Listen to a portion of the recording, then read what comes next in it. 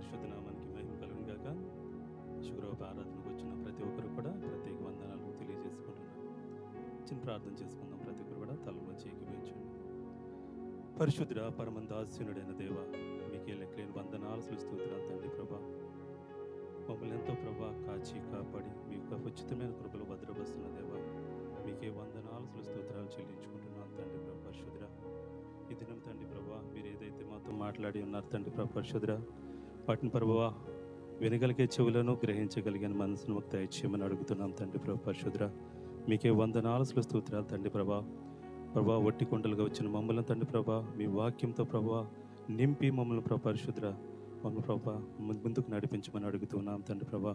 మీరు చేస్తున్న ప్రతి ఒక్క సహాయతను బట్టి వందనాలు చెల్లించుకుంటూ ఈ యొక్క ప్రభా దినం ప్రభా మీరు మాట్లాడుతున్న ప్రభా మేము ప్రభా మననం చేసుకోవడానికి మమ్మల్ని బలపరిచి స్థిరపరచమని మా ప్రభువును రక్షకుడైన యేసుక్రీస్తు వారి నామములో బ్రతిమలాడి వేడుకుంటున్నాం తండ్రి.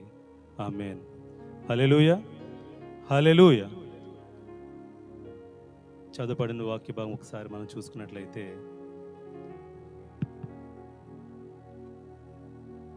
ఆ దినము సాయంకాలం అయినప్పుడు ఆయన అద్దరికి పోదుమని వారితో చెప్పగా అని అక్కడ మాటలు మనం చూస్తూ ఉంటాం. అంటే ఈ దరి నుంచి ఆ దరికి ఆయన ప్రయాణమై వెళుతూ ఉన్నారు. ఇక్కడ మనం చూసినట్లయితే ఈ వాక్య భాగంలో ఒకటి ప్రయాణము అంటే యాత్ర జరుగుతూ ఉంది. అక్కడ ఇంకొకటి అక్కడ సంభవించింది ఏంటంటే ప్రమాదం అనేది సంభవించింది. అలాగే ఇంకొకటి చూసుకున్నట్లయితే వారు ఏం చేశారు, ప్రార్థన చేసినట్లు చూస్తూ ఉంటున్నాం, బ్రతిమలాడుకున్నట్లు మనం చూస్తున్నట్టున్నాం కదండి. అలాగే ఆయన అక్కడ వారికి ప్రత్యుత్తరం ఇచ్చినట్టు కూడా మనం చూస్తున్నాం. అలాగే ప్రతిఫలం కూడా వారు పొందుకున్నట్లుగా చూస్తూ ఉంటున్నాం. ఈ ప్రయాణం గురించి మన యొక్క జీవితం మనం చూసినట్లయితే మన జీవితం కూడా ఏంటండి ఒక యాత్ర, ఒక ప్రయాణం మనం చేస్తూ ఉన్నాం. దేవుడు ఈ లోకంలో మనల్ని సృష్టించి కొంతకాలం ఈ లోకంలో జీవించి మన యాత్ర ముగించుకుని ఇక్కడి నుంచి వెళ్ళమని చెప్పి ఉన్నారు. అయితే ఆదికాండం 47:9 ఆదికాండం 47:9 ఒకసారి చదవను.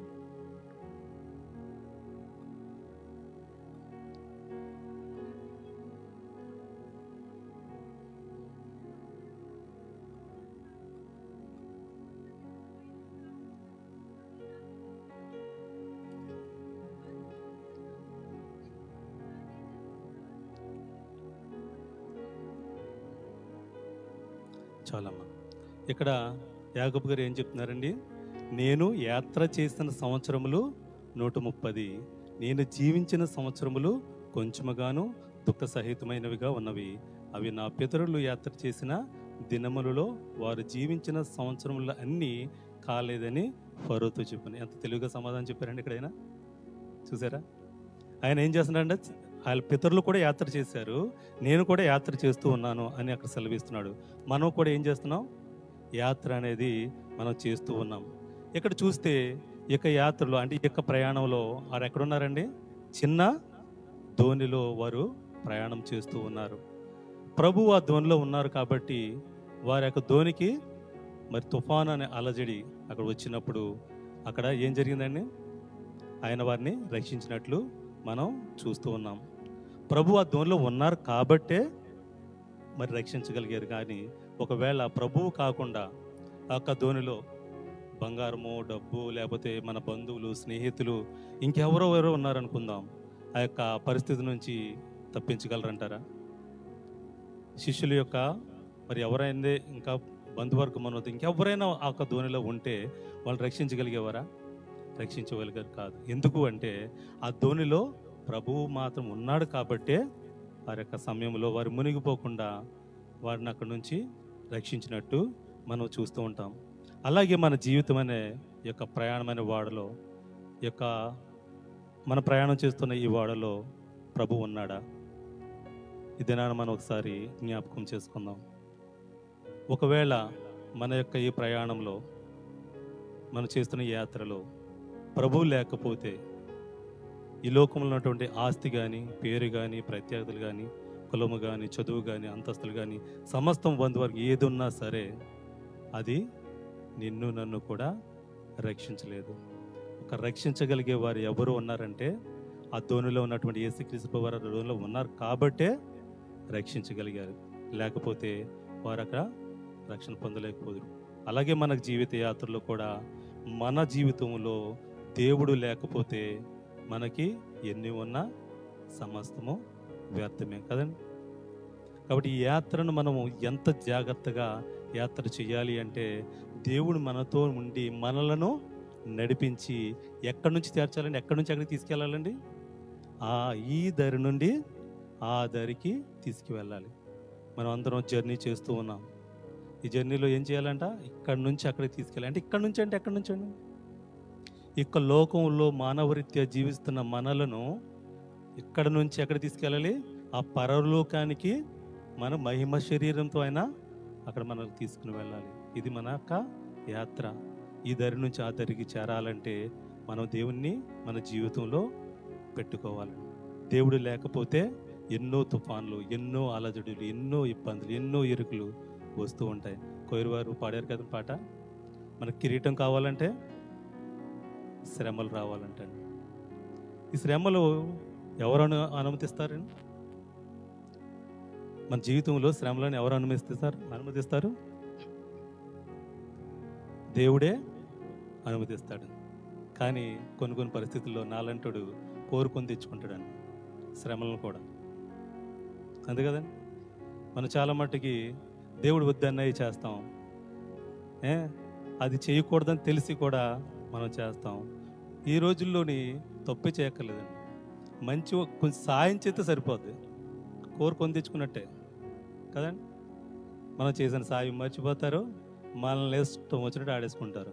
ఈ లోకంలో మానవుడి యొక్క నైజం అది. కాబట్టి ఎందుకు కోరుకొని తెచ్చుకోవడం అంటే ఇయ్యనండి.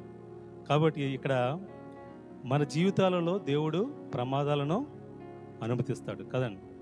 అయితే కీర్తన 34:19 ఒకసారి,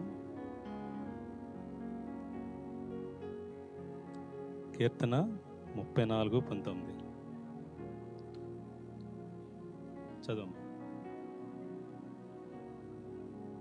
చాలమ్మా. నీతిమంతునికి కలుగు ఆపదలు అనేకములు. నీతిమంతులుగా తీర్చబడి దేవుని రక్తంలో కడగబడిన మన అందరినీ కూడా ఎన్నో ఆపదలు వస్తూ ఉంటాయంట కదండి. ఆపదల నుంచి రక్షించగలిగేవారు ఎవరు? ప్రభు, ఆ దేవుడే, ఆ దేవాది దేవుడే కదండి. కాబట్టి దేవుడు మనకు జీవితంలో ప్రమాదాలను అనుమతిస్తూ ఉంటాడు. ఇక్కడ ప్రమాదం ఏంటంటే, ఇక్కడ ఉన్న పరిస్థితుల్లో, ఇక్కడ ఉన్న సిచ్యువేషన్లో ప్రమాదం ఏంటి? పెద్ద తుఫాను, అలల చేత కొట్టబడుతుందంటే తుఫాను రావడం వల్ల అలలు అనేవి వచ్చి ఆ పడవను ముంచెత్తినట్టు చూస్తూ ఉంటాం. మన జీవిత ప్రయాణంలో కూడా ప్రమాదాలు అనేవి చాలా సహజం అండి. ప్రతి నిత్యము కూడా మనతోనే ఉంటాయి. సంతోషం అంటే అప్పుడప్పుడు చెల్లిపోద్దేమో, కానీ ఈ ప్రమాదాలు ప్రతి నిత్యము కూడా మన కూడా వెన్నంటి మన నీడలాగే ఉంటూ ఉంటాయి కదండి. ప్రభువుని కలిగి ఉన్న ఆ శిష్యుల ధోని మీద అలలు వచ్చినప్పుడు తుఫాను వచ్చింది. చాలామంది అనుకుంటారు, ప్రభువుని నమ్ముకుంటే జీవితాలలో కష్టాలు ఉండవు, నష్టాలు ఉండవు, ఇరుకులు ఉండవు, ఇబ్బందులు ఉండవు, జీవితం అంతా సాఫీగా జరిగిపోద్దని అనుకుంటుంటారు. అందుకే దేవుడు ఈ మాటలు రాయించి ఉన్నాడండి. ఇక్కడ మార్క్స్ సువార్తలు రాయించిన ఇదే మాటలు ఇంకో చోట ఎక్కడ ఉన్నాయండి? ఆ మాటలు మత్తయి సువార్తలో కూడా రాయించి పెట్టాడు కదండి. ఎందుకు అంటే మనకి అర్థం అవ్వాలి, ఇది చాలా ఇంపార్టెంట్ అని. మన జీవితంలో దేవుడు లేకపోతే ఎటువంటి పరిస్థితుల్లో మనం జీవిస్తాం అన్నది దేవుడు మనకి తెలుసుంటాడని. మరి ఇన్ని కష్టాలు వస్తున్నటువంటి, అందుకే అంటారు కదా పెద్దలు, మన యొక్క జీవితాన్ని సముద్రంతో పోల్చారండి కదండి. సముద్రం అనగా తుఫాన్లు, అలలు, అలజడులు అనేవి రేఖమానవు. అలాగే మనం చేస్తున్న జీవిత ప్రయాణంలో అనేవి కూడా అలల లాంటి కష్టాలు, తుఫాన్లు లాంటి పెద్ద పెద్ద శోధనలు అనేవి రాకమానం అని చెప్పేసి చెప్తూ ఉంటారు కదండి. అలాగే శరీరంతో ఉన్నంత కాలము కూడా మనం కష్టాలు అనేవి, రోగాలు అనేవి, ఇరుకులు అనేవి, ఇబ్బందులు అనేవి ఖచ్చితంగా వస్తూనే ఉంటాయి. అయితే మనం అనుకుంటాము, దేవుని యందు జీవించే వారి కుటుంబాలలో శోధన వచ్చింది లేదనుకుందాం, శ్రమలు వచ్చినాయి అనుకుందాం, ఇబ్బందులు కలిగాను అనుకుందాం. వెంటనే మనలో వచ్చే ఆలోచన ఏంటండి? ఒక దేవుని విశ్వాసులైనటువంటి వారి జీవితాలలో ఎన్నో కష్టాలు, ఇరుకులు, ఇబ్బందులు, ఇంకేవో వచ్చినాయి, శోధనలు వచ్చినాయి అనుకుందాం. వెంటనే మనం ఏమంటాం? మనకు వచ్చే ఆలోచన ఏంటండి? వీళ్ళు చాలా భక్తిపరులు కదా, ఎంతో ప్రార్థనాపరులు కదా, వీళ్ళ ఇంట్లో రోగం రావడం ఏంటి, వీళ్ళ ఇంట్లో శోధన రావడం ఏంటి, వీళ్ళ ఇంట్లో కష్టాలు రావడం ఏంటి, వీళ్ళ ఇంట్లో మరి ఇబ్బందులు రావడం ఏంటి అని అనుకుంటే పర్లేదండి. మళ్ళీ ఏం చేస్తాం? ఏం చేస్తామండి? మనం వెంటనే ఇంకో మాట చెప్తాం, వీళ్ళు ఏదో ఏదో పని చేశారు, ఏదో ఘోరమైన తప్పు చేశారు, ఏదో దేవునికి ఆయాస్కరమైన పని చేశారు, కాబట్టే వీళ్ళ కుటుంబంలో శోధనలు వచ్చినాయి, వీళ్ళ కుటుంబంలో మరి కష్టాలు వచ్చినాయి, వీళ్ళ కుటుంబంలో బాధలు వచ్చినాయి, ఇబ్బందులు వచ్చినాయి అని మనం ఇష్టం వచ్చినట్టు అనేసుకుంటాం కదండి. ఎవరు అనుకుంటాం? దేవుని ఎరిగి దేవునితో సహవాసం చేసి మనం ప్రయాణం చేస్తున్నటువంటి వారే మన తోటి విశ్వాసుల గురించి మనం ఈ విధంగా మాట్లాడుకుంటుంటాం. అది ఎంతవరకు సమంజసం? ఒకసారి మనం ఆలోచన చేయాలి. మన జీవిత విధానం అనేది మనం మార్చుకోకుండా ఎంతకాలం అని చెప్పేసి మనం దేవుని సన్నిధిలోకి వచ్చి వాక్యం విని దేవునితో సహవాసం చేస్తూ మనం ఇలాంటి విషయాలు ఈ విధంగా జీవిస్తూ ఉంటే ఆ దరికి చేరగలమా? మనం ఈ దరిలో ఉన్నాము, ఈ దరి నుంచి ఆ దరికి చేరాలి అంటే మనం ఏమేమి కలిగి ఉండాలి, ఏమేమి కలిగి ఉండకూడదని దేవుని వాక్యం మనతో మాట్లాడుతూ ఉందని. మరి ప్రభువుని నమ్ముకుంటే మేలేంటండి అని అనవచ్చు. అయితే ప్రభు ఆ దోణిలో ఉండడం వల్లనే వారి యొక్క పరిస్థితులు మారినాయండి. ఆ తుఫాన్ని నిమ్మలపరచగలిగాడు. అలాగే మన జీవితంలో కూడా ఎన్నో శ్రమలు వస్తూ ఉంటాయి. ఆ శ్రమల నుంచి సంతోషంలోకి నడిపిస్తూ ఉంటాడు. కష్టాల నుంచి తీసివేసి మన కుటుంబంలో మనలోని శాంతిని, సమాధానాన్ని నింపుతూ ఉంటారు కదండి. అలాంటి తుఫాన్లు రావటమే మన జీవితాలలో ఎంతో ఆశీర్వాదకరం అంట. కష్టం అనేది రాకపోతే సుఖం విలువ తెలియదు కదా. సుఖంగా ఉన్నామంటే మన కష్టం ఖచ్చితంగా రావాలి, వస్తేనే మన యొక్క సుఖం విలువ తెలుస్తుంది. ఆ సుఖం ఎవరిచ్చారు, ఆ సంతోషం ఎవరిచ్చారు, దాన్ని మనం మననం చేసుకుంటాం. ఎప్పుడు కూడా సుఖ సంతోషాలు, శాంతి సమాధానాలతోనే ఎప్పుడు కూడా ఉన్నాం అనుకోండి, దేవుణ్ణి మర్చిపోయే వరకు ఉంటాం కదండి. మన యొక్క నైజం అది, మానవుని యొక్క నైజం. కాబట్టి తుఫాను నిమ్మలపరచగలిగేటువంటి దేవుడు, కష్టాలు తీర్చగలిగేటటువంటి దేవుడు మన జీవితంలో ఉండాలండి. ఉన్నప్పుడే ఆయన యొక్క విలువను మనం గుర్తించగలుగుతాం.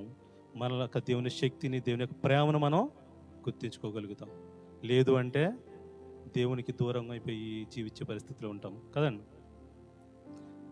ఇక్కడ ఒక మాట చెప్దాం అనుకుంటున్నాను. ఎందుకంటే నెక్స్ట్ వారు ఏం చేశారండి? ప్రార్థన చేశారు కదండి. అక్కడ ఏమన్నారు? అలలొచ్చి కొట్టినవి, ధోని మునిగిపోయే సమయం వచ్చింది, దేవుడు వారితోనే ఉన్నాడు. అప్పుడు వారు నశించిపోతున్న సమయంలో ఏం చేశారంట? ఆయన్ని ప్రార్థన చేశారు, ఆయన్ని వేడుకున్నారంట. ప్రార్థన అంటే ఒక విషయం గుర్తొచ్చింది. మన సంఘంలో 40 దినాలు ఉపవాస ప్రార్థనలు ప్రకటించి ఉన్నాం కదండి. అందరికీ తెలుసండి విషయం? తెలుసండి? చాలామందికి తెలుసు అనుకోండి కదండి. మంచిది, గుర్తున్నందుకు చాలా సంతోషం. అయితే ఈ శిలువ ధ్యానాలలో ఎంతమంది పాల్గొంటున్నారు, ఎంతమంది పాల్గొనలేకపోతున్నారు? ఎంతమంది డ్యూటీలు ఉంటున్నాయండి? ఈవినింగ్ డ్యూటీ కొద్ది మంది కొన్న ఈవినింగ్ డ్యూటీలు అంటే అందరికీ సాయంత్రం ఖాళీ కదండి. రంజాన్ టైం కదా, మనకి 12 గంటలు కూడా కుదించేశారు, 6 గంటలే పెట్టారు కదండి. చాలా సంతోషం కదండి. ఎక్కడైనా 6-7 గంటలు. ఓకే, అయితే మరి ఎంత సమయం దేవుడు ఇచ్చి ఉన్నాడు కదండి. మంచి సమయాన్ని ఇచ్చాడు. ఎందుకంటే రంజాన్ మాసం, ఉపవాస దినాలు 2 కోఆర్డినేట్ వచ్చినప్పుడు, మనకి మంచి సమయాన్ని దేవుడు దయచేసినప్పుడు ఎందుకు మనం దేవుని సన్నిధిలోకి వచ్చి గడపలేకపోతున్నాం? ఇదొక ప్రశ్న. పోయినసారి ఉపవాస ప్రార్థన మెసేజ్ అయిపోయిన తర్వాత నేను ఒక మాట అడిగానండి. మనం మంచివారమా చెడ్డవారమా అని చెప్పి అడిగి ఆపేశాను. ఓకే, దినాన్ని అడుగుతున్నాను, మనము దేవుని సన్నిధికి ఎందుకు రాలేకపోతున్నాం? ఒక మాట మీకు గుర్తు చేయాలనుకుంటున్నానండి. మీరు పనిచేసే చోటకి వెళ్ళకుండా, ప్రతి వాళ్ళు ఉద్యోగం చేస్తూ ఉన్నారండి. కోవిడ్ వచ్చి ఉద్యోగం చేసుకోవడం కదండి. మీరు పని చేసే చోటుకు వెళ్ళకుండా, పని చేయకుండా, నెల అయిపోయిన తర్వాత మీరు వెళ్ళి జీతం అడిగితే మీ మేనేజర్ ఏమంటాడని? ఏమంటాడు? ఎలా ఎత్తుల బర్రా అంటాడు, ఇంత ముక్కు మాఫీ అంటాడు కదండి. అంటే నీకు తలక లేదా, బయటికి పో అంటాడు కదండి. అదే మేబీ ఒక ఇండియను మేనేజర్ అయి ఉన్నాడు అనుకోండి, ఏమంటాడు మన లాంగ్వేజ్లో? నీకు బుద్ధి జ్ఞానం లేదా, సిగ్గుందా లేదా, బయటికి పో అంటాడు కదన్న. అలాగే మనము కూడా దేవుని సన్నిధికి రాకుండా, ప్రార్థన చేయకుండా, దేవుణ్ణి మనకి ఏది కావాలో అది అడిగామనుకోండి, ఒకవేళ దేవుడు మనతో మాట్లాడాడు అనుకోండి, ఏమంటారు? ఏమంటారు? నీకు కొంచెమన్నా ఉందా? ఏ విధంగా అడుగుతున్నావు? నువ్వు నా సన్నిధికి రాలేదు, అంతోడు ప్రార్థన చేయలేదు, ఇప్పుడు వచ్చి నీకు కష్టం వచ్చిందని, నష్టం వచ్చిందని, నీకు ఇబ్బంది వచ్చిందని చెప్పేసి నా దగ్గరికి వచ్చి అడుగుతున్నావా అని అన్నారు అనుకోండి. ఆయన అండ కదండి, ఎందుకంటే ఆయన దయామయుడు, కృపామయుడు, కృపయోగంలో జీవిస్తున్నాం కదా. ఆయన అండని మనకు తెలుసు, ఆయన విడిచిపెట్టేవాడు కాదని తెలుసు, పాపులను రక్షించడానికి ఈ లోకానికి వచ్చాడని తెలుసు. కాబట్టి మనకు ధైర్యం ఏంటంటే ఆయన ఎప్పుడొకప్పుడు ప్రార్థిస్తే ఆయన వింటాడు. కాబట్టి మనం ఎప్పటికప్పుడు వెళ్ళొచ్చులే, ఎప్పటికప్పుడు ప్రార్థన చేయొచ్చులే, వచ్చి నష్టమేముంది కదండి. అని ప్రతినిత్యము కూడా నిన్ను నన్ను కూడా మెల్లని స్వరముతో ఆయన గద్దించేవారు కాదండి, గద్దించి భయపెట్టేవారు కాదు. ఒకవేళ గద్దించి భయపెడితే నువ్వు నా దగ్గరికి రాకుండా, నాకు బలి అర్పించకుండా, నాకు పూజలు చేయకుండా నువ్వు ఉన్నావు అంటే నిన్ను బలి తీసుకుంటాను అన్నారు అనుకోండి, ఏం చేస్తారు? ఉదయాన్నే 4 గంటలు లేచి చలినీళ్ళు స్నానం చేసి వెళ్ళి పూజలు చేస్తారు. అవునండి, లోకంలో జరుగుతుంది అది. కానీ మనం అలా చెయ్యవు, ఎందుకంటే మనం ఎప్పుడు ప్రార్థించినా ఆయన ప్రార్థన ఆలకిస్తాడు కాబట్టి. అందుకే మనకు ధైర్యం ఏంటి? ఆయన మెల్లని స్వరంతో మనతో మాట్లాడతాడు కాబట్టి. ఆ మెల్లని స్వరాన్ని వినగలిగేటటువంటి చెవులు కానీ, వినగలిగేటటువంటి మనసు కానీ మనకుందా? ఒకసారి మనం జ్ఞాపకం చేసుకుందాం. మనం జీవిస్తున్న జీవితం, మనం చేస్తున్న యాత్ర, ఇదంతా వ్యర్థమేమో అనుకుంటున్నాను అలా వినలేకపోతే. కాబట్టి మనం ఒకసారి ఆలోచన చేయాలి. దేవుని సన్నిధికి రాకుండా, దేవుని సన్నిధిలో మనం ప్రార్థన చేయకుండా ప్రతి ఒక్కటి తీర్చుతున్నాడంటే నిన్ను నన్ను కూడా ఆయన అనుకుంటున్నాడు, నా బిడ్డ ఇంకను వస్తాడు వస్తాడు వస్తాడని ఎదురు చూస్తూ ఉన్నాడండి ఆయన. చిన్న కుమారుడు తండ్రి దగ్గర నుంచి లోకంలోకి వెళ్ళిపోయిన తర్వాత ఆ తండ్రి ఎదురు చూస్తూ ఉన్నాడు, నా కుమారుడు తిరిగి వస్తాడు వస్తాడు వస్తాడు ఎదురు చూస్తే ఆ కుమారుడు వచ్చాడని తండ్రి ఎంతో సంతోషపడ్డాడు, ఎంతో గొప్ప విందు చేశాడు. అలాగే నీ కొరకు, నా కొరకు, మనందరి కొరకు కూడా ఆ తండ్రి ఎదురు చూస్తూ ఉన్నాడు. తన యొక్క పరిశుద్ధ మందిరంలోనికి వచ్చి ఎవరైతే విరిగి నలిగిన మనసుతో దేవుని సన్నిధిలో మోకాళ్ళేసి ప్రార్థన చేస్తారు, వారి ప్రార్థన నేను ఆలకిస్తాను, నేను జవాబు దయచేస్తాను, నేను హెచ్చిస్తానని వాగ్దానం చేసిన దేవుడు అండి. కానీ మనం అన్ని పొందుకుంటున్నాం, కానీ దేవుని సన్నిధికి వచ్చి దేవుని సన్నిధిలో మనం ప్రార్థన చేయలేకపోతున్నాం. ఈ యొక్క శిలువ ధ్యానాలలో ఎన్ని రోజులు గడిచిపోయినాయండి? ఎన్ని రోజులు గడిపోయినాయి? 9 రోజులు. ఈరోజు 10వ రోజు. ఇంకెన్ని రోజులు ఉన్నాయి? 30 రోజులు ఉన్నాయి. కనీసం ఇక నుంచి అయినా దేవుని సన్నిధికి వచ్చి దేవుని సన్నిధిలో ప్రార్థన చేద్దాం. మనకు ప్రతిసారి సంవత్సరాంతం పెట్టం కదండి, సంవత్సరాంతం దేవుని సన్నిధికి రావడానికి మనకు టైం కూడా కుదరదు. ఉన్న ఈ కొద్ది సమయం కూడా సద్వినియోగం చేసుకోలేకపోతే ఈ యాత్రలో ఏంటి ఉపయోగం? ఉపయోగం లేదండి. మనం జీవిస్తున్న జీవితం వ్యర్థము. కాబట్టి ఉచితంగా పొందుకుంటున్నాం, అది మాత్రం మర్చిపోకూడదు. ఇక్కడ వారు ఏం చేస్తారండి? ప్రార్థన చేస్తున్నారు. ప్రమాదం సంభవించినప్పుడు శిష్యులు ప్రార్థన చేస్తున్నారు. వారు అక్కడ ఒక మాట చెప్తున్నారండి, ఏమంటున్నారు? బోధకుడా, మేము నశించిపోవచ్చున్నాము, నీకు చింత లేదా అని అడుగుతున్నారండి. లూకాసు వార్త 19వ అధ్యాయము 10వ వచనం ఒకసారి చదవండి.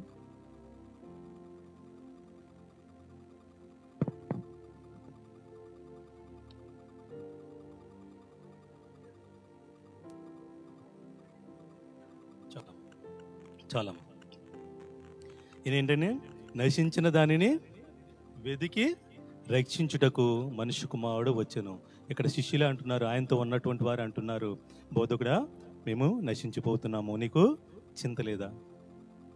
నశించిపోతున్న మానవాళిని, చీకటిలో ఉన్నటువంటి మానవాళిని వెదికి రక్షించడానికి ఆ పరమ తండ్రి దగ్గర ఉన్నటువంటి భాగ్యాన్ని విడిచి నిన్ను నన్ను కూడా ఈ యొక్క నశించిపోతున్న వారిని రక్షించడానికి ఆ యొక్క దేవుని యొక్క ప్రియ కుమారుడు మానవ రీతి లోకానికి వచ్చి ఉన్నాడు కదండి. ఎందుకు వచ్చి ఉన్నారంటే నశించిపోతున్న మనలను వెతికి రక్షించడానికే ఆయన ఈ లోకానికి వచ్చి ఉన్నారు. ఇక్కడ అంటున్నారు శిష్యులు, బోధకుడా మేము నశించిపోతున్నాం, నీకు చింత లేదా? ఆయన అంటున్నారు, నీ చింత యావత్తు నా మీద వేయడి అని ఆయన సెలవిస్తున్నారు కదండి. కాబట్టి మనకి ఇటువంటి ఉచితమైనటువంటి కృపను ఇచ్చి మనల్ని బలపరుస్తున్న దేవుని సన్నిధిలో మనము ప్రార్థన చేయలేనటువంటి పరిస్థితిలో ఉంటున్నామేమో ఒకసారి మనం జ్ఞాపకం చేసుకుందాం. శిష్యులు భయపడ్డారు, ప్రార్థించారు కదండి. తుఫాను గద్దించగలిగే వారు వానితో ఉన్నారు, అంటే తుఫాను నిమ్మలపరచగలిగేటటువంటి దేవుడు వారితోనే ఉన్నారు. కానీ వారు భయపడినట్లు మనం అక్కడ చూస్తూ ఉంటున్నాం. ఓ భక్తుడు అంటున్నాడు, దేవుడు సహాయం ఏ రీతిలో చేస్తాడో తెలియదంటండి, ఎప్పుడు చేస్తాడో తెలియదంటండి, కానీ ఎప్పుడైనా ఖచ్చితంగా చేసే దేవుడు మన దేవుడు అని ఒక భక్తుడు తెలియజేస్తూ ఉన్నాడు. నిజమే కదండి. మన పరిస్థితులు తారుమారైనప్పుడు, మన కష్టాలు వచ్చినప్పుడు, ఎన్నో ఇబ్బందులు వచ్చినప్పుడు, ఎన్నో ఇరుకులు వచ్చినప్పుడు మనం ప్రార్థన చేస్తే ఖచ్చితంగా ఆ యొక్క ఇబ్బందుల నుంచి, ఆ యొక్క కష్టాల నుంచి, ఆ ఇరుకుల నుంచి మనల్ని తప్పించగలిగే దేవుడు మన దేవుడు అండి. అలాంటి దేవుడు నీ పరిస్థితులు, నా పరిస్థితులను కూడా మార్చుతాడు. ఎప్పుడు అంటే నిజముగా హృదయపూర్వకంగా మొరపెట్టినప్పుడు మార్చుతాడండి. మనము నిజముగా హృదయపూర్వకంగా ఎప్పుడైతే మొరపెడతామో అప్పుడు మార్చుతానన్న దేవుడు, మనము ఆ నిజముగా ప్రార్థించగలిగేటటువంటి శక్తిని ఎప్పుడు పొందుకుంటాం? మనము దేవుని సన్నిధికి వచ్చి వాక్యంలో బలపడుతూ దేవుని సన్నిధిలో మనం ప్రార్థిస్తున్నప్పుడు పరిశుద్ధాత్మ దేవుడు మనల్ని నడిపిస్తూ ఉంటాడు. అటువంటి బలమును, అటువంటి శక్తిని మనకు దయచేసి మనకు ప్రార్థనలను ఆయన ఆలకించే విధంగా మనల్ని బలపరుస్తూ ఉంటాడు. అంత తుఫాన్లో కూడా ప్రభువారు ఏం చేస్తున్నారండి? అక్కడ నిద్రపోతున్నారంట. ఏం చేస్తున్నారు? నిద్రపోతున్నారు. కీర్తన 121 3, 4 ఒకసారి చదవండి.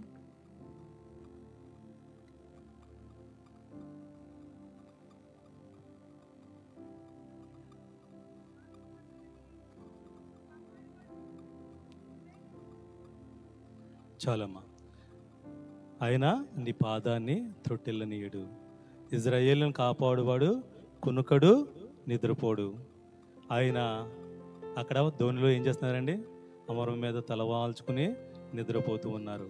ఆయన అక్కడ షో చేస్తున్నది ఏంటంటే నిద్రపోతున్నట్టు ఉంది, కానీ ఆయనంట మన పాదాన్ని త్రొట్టెలనీయకుండా ఎప్పుడు కూడా నిద్రపోడంట, కునుకుడు నిద్రపోడంటండి. అలాంటి ప్రభువు ఉన్నప్పుడు మనకి ఎటువంటి శోధన వచ్చినా, ఎటువంటి శ్రమ వచ్చినా భయపడక్కర్లేదంటండి. నిజమైన విశ్వాసం ఎప్పుడనంట ఆందోళన చెందదంటండి. నిజమైన విశ్వాసం ఎప్పుడు కూడా జడవదంటండి. నిజమైన విశ్వాసం ఎప్పుడు కూడా దుర్వార్తలు విన్నప్పుడు భయపడదంటండి. మరి ఇక్కడ శిష్యులు చూసినట్లయితే వారు ప్రభువుతోనే ఉన్నారు, మరి వారు ఏం చేస్తున్నారు? అక్కడ భయపడుతున్నట్టు ఉన్నారు.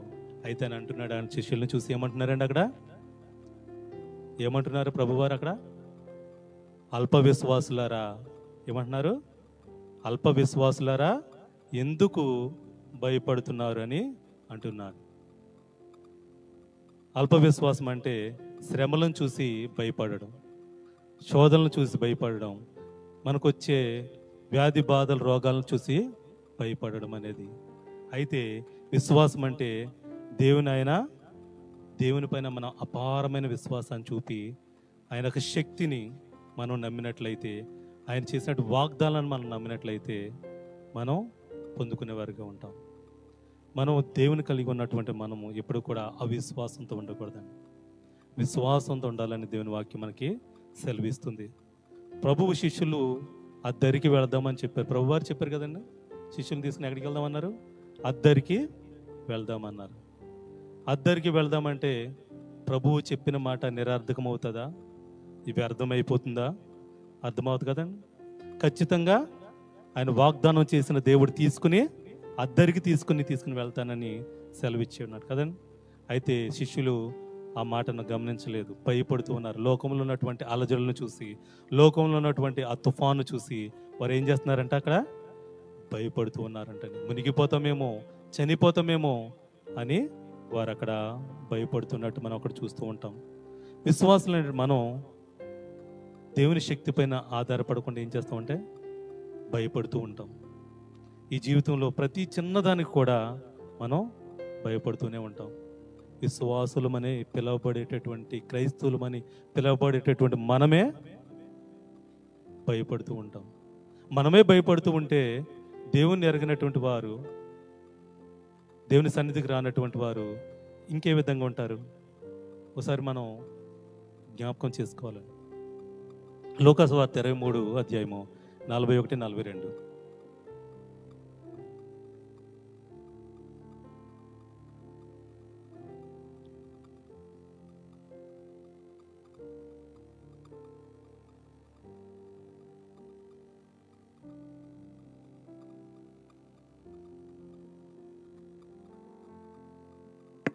చాలా ఇక్కడ చూసినట్లయితే ఎవరు చెప్తున్నారండి ఆ మాట? దొంగ. మనకు అలవాటైపోయిన మాట కదండి, దొంగ. నరకం అనే భయంకరమైన ప్రమాదం నుంచి తప్పించుకోవడానికి ఆ దొంగ చేస్తున్నటువంటి ప్రార్థన ఏంటండి? నన్ను జ్ఞాపకం చేసుకోమంటున్నాడు. పాపి ఎక్కడున్నా, ఎప్పుడున్నా, ఎక్కడ చేసిన ప్రార్థన ఆయన ఖచ్చితంగా జవాబు దయచేస్తాడు. ఎందుకంటే పాపులను రక్షించడానికి ఆయన ఈ లోకానికి వచ్చినట్లు మనం చూస్తూ ఉంటాము. ఈ నరకం నుంచి తప్పించుకోవాలంటే ఒకే ఒక మార్గం ఉంది. ఏంటంటే మార్గం యేసుక్రీస్తు ప్రభు వారిని రక్షకుడిగా అంగీకరించి ఆయన చిత్తానుసారంగా నడిపిస్తే యొక్క నరకం నుంచి మనం తప్పించుకోగలుగుతాం. అయితే ఇక్కడ మాత్రం దొంగ మనం అంటూ ఉంటాం కదండి, మన లోకరీత్యా చెప్తూ ఉంటాం కదా, దొంగ దొంగ అని ఇప్పటికీ చెప్తానున్నాం. ఆయన పరదేశంలో ఉన్నట్టున్నారు. మన పరదేశకి వెళ్తామో లేదో మనకు తెలియదు, కానీ మనం మాత్రం ఇప్పటికి స్టిల్ దొంగ దొంగ అని చెప్తూనే ఉన్నాం కదండి. ఆయన మారు మనసు పొంది దేవునితో అంగీకరించబడి ఎక్కడికి వెళ్ళాడండి? ఆయనతో పరదేశంలోకి వెళ్ళాడు కదండి. ఆయనకున్నటువంటి ధన్యత మనకున్నదా? మనం అనేవారుగా ఉంటాం, మనం ఇతరుల గురించి చెడుగా చెప్పేవారుగా ఉంటాం, కానీ మనలోనే మార్పు అనేది రాదు. ఒక విషయం మీకు గుర్తు చేయాలనుకుంటున్నాను.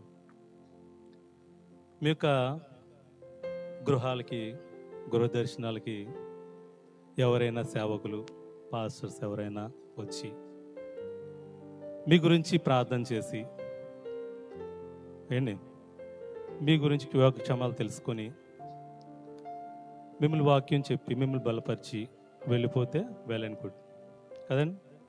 ఒకవేళ ఆ సేవకులే వచ్చి మీ ఇంటికి వచ్చి ఎవరి గురించి అయినా, ఇతరుల గురించి ఏదైనా ఒక్క మాట తప్పుగా మాట్లాడితే విశ్వాసులైనటువంటి వారు మీరేం చేయాలి?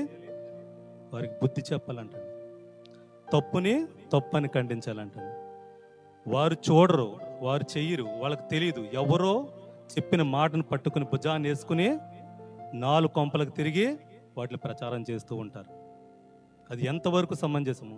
దేవుని యొక్క పరిచర్య చేస్తూ, దేవుని మాటలను పలుకుతూ, ఆ నోటితోనే దీవెనలు ఆశీర్వాదాలు పలకవలసినటువంటి నోటితో ఇతరుల గురించి తప్పుగా మాట్లాడటం అనేది ఎంతవరకు సమంజసం? అది ఒకవేళ మీ దగ్గరికి వచ్చి ఎవరైనా ఎవరి గురించైనా ఒక్క విషయం చిన్నది, వాళ్ళు ఎలా చేస్తున్నారు, వాళ్ళు అలా చేస్తున్నారు, వాళ్ళు ఈ పని చేస్తున్నారు, ఆ పని చేస్తున్నారు, వాళ్ళు మంచోళ్ళు కాదు అని చెప్తే మీరు ఒకటే మాట చెప్పండి, నీకు బుద్ధి జ్ఞానం ఉందా?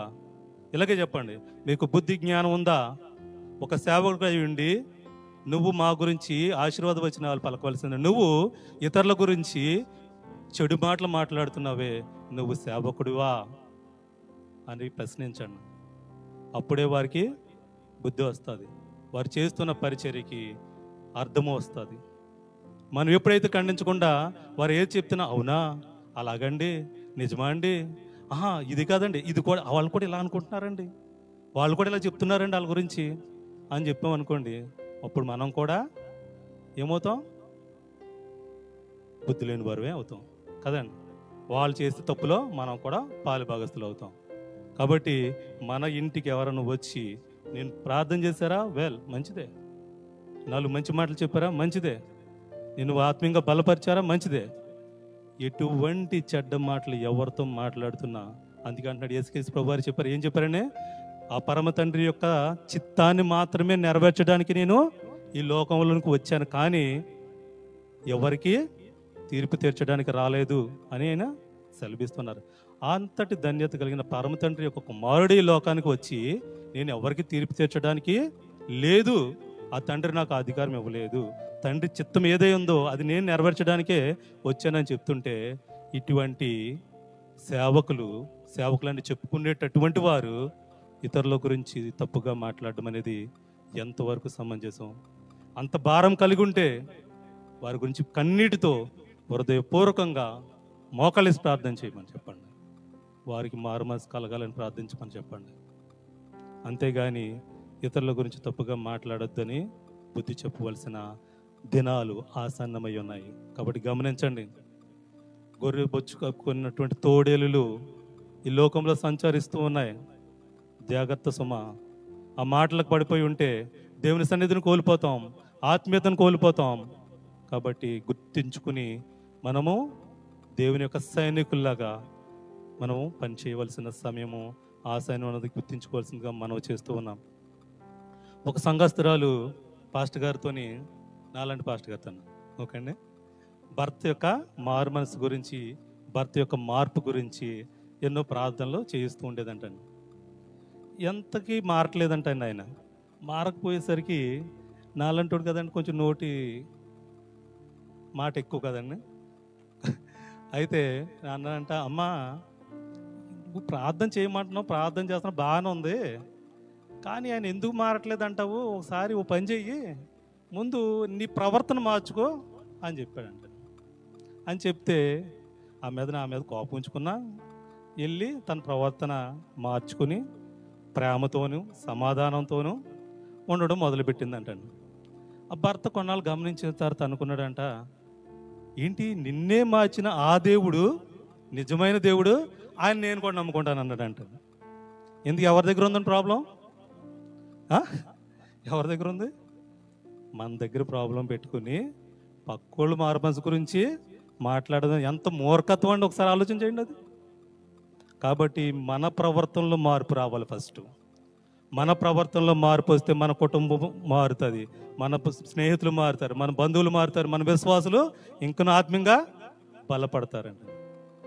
కాబట్టి మనలో మార్పు అనేది ఫస్ట్ మనం తీసుకుని రావాలి కదండి. కాబట్టి ఇంకోటి నెక్స్ట్ విషయం ఏంటంటే, టైం అయిపోతుంది. అయితే నెక్స్ట్ ఏం చేస్తారంటే ప్రతిఫలం అండి. ప్రతిఫలం ఏంటి ఇక్కడ? ఈయన ఎవరో ఎలాంటి వారు అని చెప్పి ఉన్నారు. అలాగే ఆయన ప్రార్థనకి ఇక్కడ ప్రత్యుత్తరం ఇచ్చినట్టు మనం చూస్తూ ఉంటున్నాం. ఫస్ట్ ఆయన ప్రార్థనకి ప్రత్యుత్తరం ఇచ్చినట్టు మనం చూస్తూ ఉంటాం. ప్రార్థనకి దేవుడు వెంటనే జవాబు ఇచ్చాడు అనుకోండి, ఆ ప్రార్థనకి మనం ప్రతిఫలం పొందుకుంటాం. అయితే కొన్ని ప్రార్థనలకి దేవుడు ఒకసారి ఎస్ అని చెప్తాడు, ఒకసారి నో అని చెప్తాడు, ఇంకోసారి వెయిట్ అని చెప్తాడు. అంటే ఒకసారి అవును అని వెంటనే జరుగుతుంది, కొన్నిటికి కాదు అని చెప్తాడు, కొన్నిటికి కొంచెం వెయిట్ చేయమని చెప్తూ ఉంటారు, అంటే ఆగమని చెప్తూ ఉంటారు కదండి. మనం ప్రార్థించిన వెంటనే జరిగిపోయింది అనుకోండి, దేవుని స్తోత్రం, దేవుడు గొప్పవాడు, దేవుడు నాకు జీవితంలో మేలు చేశాడు అని చెప్పుకుంటాం. కాదు అని అనుకోండి, దేవుడు నా జీవితంలో ఏ మేలు చేయట్లేదండి, నేను ఎంత దేవుని సన్నిధికి వచ్చినా ఎన్నో కష్టాలు వస్తున్నాయని, ఎన్నో ఇరుకులు వస్తున్నాయి, ఎన్నో ఇబ్బందులు వస్తున్నాయని సంఘం మానేసేవాళ్ళు కూడా ఉన్నారండి. ఇంకో మాట కూడా చెప్తున్నాడు. ఏం చెప్తున్నాడు ఆయన? వేచి చూడు అని చెప్తున్నాడు. అంటే వేచి చూడమంటే ఏంటంటే, నువ్వు ప్రార్థించింది అవును అంటే ఆయనకి చిత్తానికి అంగీకారం కాబట్టి వెంటనే జవాబు దయచేశాడు. నువ్వు ప్రార్థించింది ఆయనకి అంగీకారం కాదు, నువ్వు అడిగేది మంచిది కాదు కాబట్టి, నీకు మంచిది కాదు కాబట్టి ఆయన నో అని చెప్పాడు. ఇంకోటి ఏం చెప్తున్నాడు అంటే వెయిట్ చేయమని చెప్తున్నాడు. ఎందుకు అంటే, నీవు విశ్వాసములో ఇంకా నువ్వు బలపడాలి. ఆ దేవునికి అసాధ్యమైనది ఏదైనా ఉన్నదండి? సమస్తము సాధ్యమే. సృష్టి ఆయన మాట విని నిమ్మలపడింది. సృష్టి ఆయన మాట విని అణిగింది. సృష్టి ఆయన మాట విని నిశ్శబ్దంగా ఉంది. కానీ ఆయన ప్రియమైన హస్తాలతో మట్టిని తీసి మానవుని చేసుకున్నటువంటి ఈ మానవుడు మాత్రం ఆయన మాటను కొంచెం అంగీకరిస్తున్నాడు, కొంచెం అంగీకరించట్లేదు. నూసు అటు ఇటు కూడా ఉంటున్నాడండి. కొంతసేపు లోకంలో, కొంతసేపు దేవుని వైపు ఉంటూ ఉన్నాడు. సృష్టి మాత్రం అలా కాదంట. ఆయన మాటను ఎగ్జాక్ట్లీ ఏది చెప్తే అది అలా చేస్తూ ఉందంట. మానవుడు మాత్రమే ఆయన మాటను ఆలకించకుండా దేవుని ఆయాసపరుచుకున్నాడండి. నిజంగా మానవుడే ఆయన మాట విని ఉంటే ఆ యొక్క ప్రియకుమారుడి లోకానికి వచ్చి నీ కొరకు నా కొరకు శ్రమలు పడి మరి యొక్క మన శ్రమ దినాలలో ఉండి మన దేవుని యొక్క శిలువ ధ్యానాలు చేస్తున్నటువంటి ఈ పరిస్థితులు మనకు రాకుండా ఉండే కదండి. మానవుడు మాట వినలేదు కాబట్టి ఆయన ఈ లోకానికి వచ్చి ఆయన రక్తాన్ని కార్చవలసిన పరిస్థితి ఏర్పడింది. స్టిల్ మీరు ఇంకనూ పాపులై ఉండగానే మీ కొరకు నేను ప్రాణం పెడుతున్నానని చెప్పేసి సెలవిస్తున్నాడు దేవుడు కదండి. మనం ఇంకా పాపులుగానే ఉన్నామంటండి. మరి ఎప్పుడు మనం మారుమనసు కలుగుతుంది? మనకు మనమే ప్రశ్నించుకోవాలి. ఎందుకంటే మనం ఎవరిని కూడా విమర్శించకూడదు, ఎవరిని కూడా అనకూడదు. ఎందుకంటే ఆ యొక్క పరిశుద్ధాత్మ దేవుడు తన వాక్యంతో మన హృదయంలో సంధిస్తున్నప్పుడు మనకు మనం ఖచ్చితంగా ప్రశ్నించుకుంటాం. అంటే మనలో మార్పు ఉందా? ఆ మార్పు ఉంటేనే నా ప్రార్థన దేవుడు ఆలకిస్తాడు అనే ఆలోచన మన హృదయంలో రావాలి. అప్పుడు మాత్రమే మనం దేవునికి దగ్గర అవుతూ ఉంటాం. అయితే వీళ్ళు అంటున్నారు ఆయన ఎలాంటి వాడో కదండి. ఇక్కడ ఆ దోణె తుఫాను అలలతో కప్పబడి శిష్యులు నశించిపోతున్నారని భయపడుతూ ఉన్నారు. ప్రభువు నిద్రపోతూ ఉన్నారు. మన ప్రభువు భయపడతారండి ఎక్కడన్నా? మన ప్రభువు దేనికన్నా భయపడతారా? ఆయన ఉపవాసం ఉన్న 40 దినాలు ఉపవాసం ఉండి ఆయన సాతానుడు వచ్చి శోధించినప్పుడే చెప్పాడు, చేవతల పో అని చెప్పాడు. ఏం చెప్పాడు? సాతానా అవతలకు పో అని చెప్పి అన్నాడు. అంత వీక్ పరిస్థితుల్లో కూడా ఆయన ఏం చెప్పాడు? సాతానుని ఎదిరించగలిగాడంటండి. మానవుడు కూడా మానవ రీతిగా జీవిస్తున్నప్పుడు, ఈ శరీర జీవితం జీవిస్తున్నప్పుడు కూడా మనం ఏం చేయొచ్చంట? ఎంత వీక్ పొజిషన్లో ఏ వీక్ పరిస్థితుల్లో ఉన్నా సరే మనము ఆ సాతానుని ఎదిరించగలమంటాడు. అందుకే ఆయన ఆ మాటను అక్కడ తెలియజేస్తున్నాడు. మన జీవితంలో అక్కడ వచ్చినట్టు తుఫాను నిమ్మలపరిచాడు, వాళ్ళని బలపరిచాడు, వాళ్ళని ఒక విశ్వాసంలో ఇంకా ముందుకు తీసుకుని వెళ్ళాడు. అలాగే మనం కూడా మన యొక్క జీవితాలలో మరి దేవుని కలిగి ఉంటే మనం కూడా ఒక మంచి దేశానికి తీసుకుని వెళ్తూ ఉంటాడు. ఏ దేశానికి తీసుకెళ్తాడండి? ఈ దరి నుంచి ఆ దరికి తీసుకువెళ్తానని వాగ్దానం చేసిన దేవుడు నీ కొరకు నా కొరకు రెండో రాకడలో వస్తాడు. వచ్చి సిద్ధపడినటువంటి నిన్ను నన్ను మనందరినీ కూడా ఆ యొక్క నిత్యరాజ్యానికి అద్దరికి చేర్చడానికి ఆయన వస్తాడు ఖచ్చితంగా. ఎందుకు అద్దరికి చేస్తాడంటే నీ కొరకు నా కొరకు ప్రాణం పెట్టి ఆ యొక్క ప్రాణ విలువ పెట్టి నిన్ను నన్ను కూడా కొనుక్కున్నాడండి. ఆయన కొన్నాడు కాబట్టి నిన్ను నన్ను కూడా అద్దరికి చేర్చాలని ఆయన ఆశపడుతూ ఉన్నాడు. అయితే మనం ఈ దరిని ఉండిపోదామా? ఆ నిత్యరాజ్యమైనటువంటి ఆ దరికి చేరుదామా? మన యాత్ర ఏ విధంగా చేసుకుందాం? మన యాత్రను ఏ విధంగా ముగించుకుందాం? సాతాను సంబంధం కలిగినటువంటి యాత్రను చేద్దామా? ఆ దేవుడు కలిగినటువంటి యాత్రను చేద్దామా? ఒకసారి మనం జ్ఞాపకం చేసుకుందాం. మనల్ని తీసుకుని వెళ్తాను, అద్దరికి తీసుకుని వెళ్తానని దేవుడు వాగ్దానం చేస్తున్నాడు. అయితే ఆ వాగ్దానాన్ని మనం చేత పట్టుకుని ఎప్పుడైతే మారు మనసు కలిగి విశ్వాసంతో ఆయన సన్నిధిలో మోకాళ్ళేసి కన్నీటి ప్రార్థన చేస్తామో ఖచ్చితంగా ఆయన అద్దరికి తీసుకుని వెళ్తానని వాగ్దానం చేస్తున్నాడు. కాబట్టి దినాన వింటున్నటువంటి మనమందరమే కూడా మనం ఏ పరిస్థితిలో ఉంటున్నాం? ఆ దరికి చేరేవారిగా ఉంటున్నామా లేదా? ఒకసారి మనం జ్ఞాపకం